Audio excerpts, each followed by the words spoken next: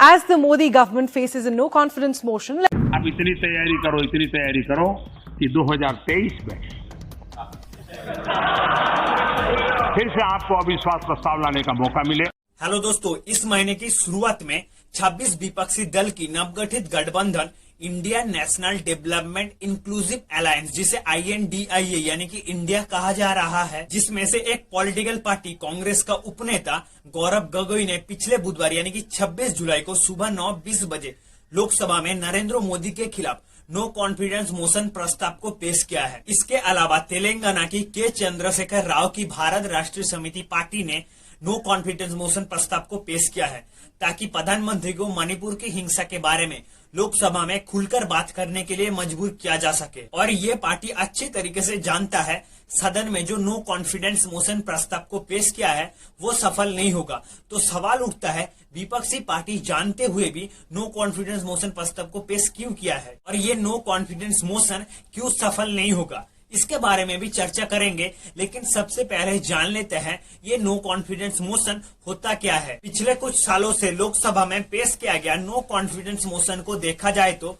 आजादी के बाद से लेकर अब तक करीब 28 नो कॉन्फिडेंस मोशन को लोकसभा में पेश किया गया है। साल 1962 में चीन से हारने के बाद साल 1963 के अगस्त में कांग्रेस नेता आचार्य कृपलानी ने प्रधानमंत्री जवाहरलाल नेहरू के खिलाफ पहला नो कॉन्फिडेंस मोशन को पेश किया था। प्रधानमंत्री के रूप में इंदिरा गांधी के खिलाफ सबसे ज्यादा 15 नो कॉन्फिडेंस मोशन को पेश किया गया था और इंदिरा गांधी का किस्मत इतना अच्छा था कि 15 में से 15 नो कॉन्फिडेंस मोशन में वो बच गई थी। और आप बात करते हैं ये नो कॉन्फिडेंस मोशन होता क्या है।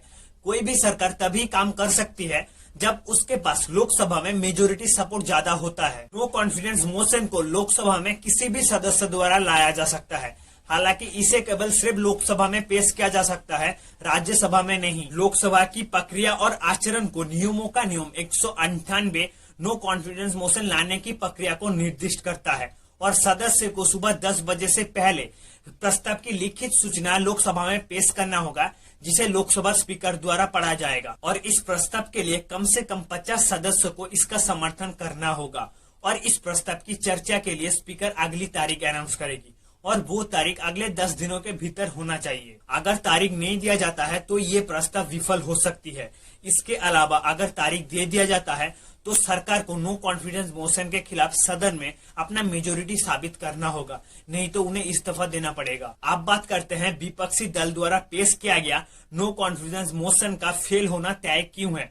क्योंकि लोकसभा में 543 सीट्स में से विपक्षी INDIA गठबंधन का 144 सीट्स है और रूलिंग नेशनल डेमोक्रेटिक अलायंस का 331 सीट्स पर कब्जा है। इसका सीधा सा मतलब है कि नरेंद्र मोदी की पक्ष में ज्यादा वोट होगा और नरेंद्र मोदी की इसमें जीती होगी। इससे पहले जब साल 2018 में नरेंद्र मोदी के खिलाफ पहली बार नो कॉन्फिडेंस मोशन प्रस्ताव को लाया गया था, उस समय एनडीए पार्टी का सदस्य का मेजोरिटी ज्यादा होने के कारण विपक्षी दल इस नो कॉन्फिडेंस मोशन को हार गई थी। तो यहाँ पे सवाल उठता है, विपक्षी दल यहाँ पे हार जाएगी जानते हुए भी नो कॉन्फिडेंस मोशन को क्यों ला रहा है। इस पर विपक्षी दल का कहना है, बहस के दौरान मणिपुर मुद्दे पर सरकार को चुनौती देकर जो परसेप्शन की लड़ाई है उसे जीत लेगी। इसके अलावा मणिपुर मुद्दे पर प्रधानमंत्री नरेंद्र मोदी को बोलने के लिए मजबूर करना उनका एक रणनीति है, क्योंकि सरकार इस बात पर जोर देती रही है कि नॉर्थ ईस्टर्न स्टेट की जो स्थिति है उस पर केवल यूनियन होम मिनिस्टर ही बात करेगी। भारत राष्ट्रीय समिति पार्टी का लीडर नागेश्वर राव ने कहा है,